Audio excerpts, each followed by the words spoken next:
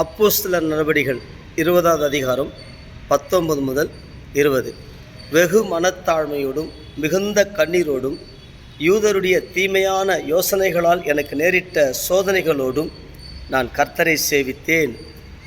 பிரயோஜனமானவைகளில் ஒன்றையும் நான் உங்களுக்கு மறைத்து வைக்காமல் வெளியரங்கமாக வீடுகள் தோறும் உங்களுக்கு பிரசங்கித்து உபதேசம் பண்ணி.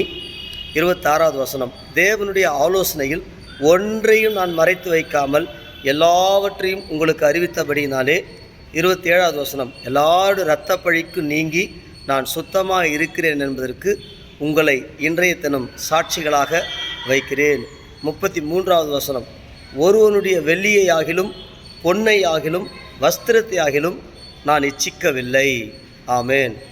ஒரு உத்தமமான ஊழியன் தன் வாழ்க்கையின் முடிவிலே சொல்லப்படுகிற ஒரு அற்புதமான வார்த்தைகளை நாம் பார்க்கிறோம். இன்றைக்கும் இந்த பூமியிலே நம்முடைய காலத்தில் இப்படிப்பட்ட உண்மையும் உத்தமமான ஊழியர்கள் வாழ்ந்து கொண்டிருக்கிறதை நாம் பார்க்கிறோம்.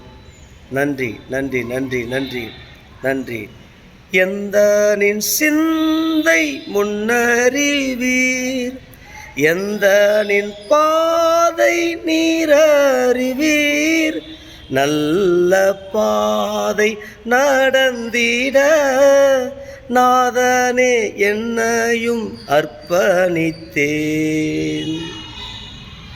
சோதனை எம்மை சூழ்ந்திடினும் சோர்ந்திடா உள்ளம் தந்தருளும், ஜீவ கிரீடம் முன்னே வைத்தே ஜீவிய காலம் நடந்திட. இது ஒரு பழைய பாடல். இந்த பழைய பாடலின் பல்லவியை நாம் அறிந்து கொள்வோம்.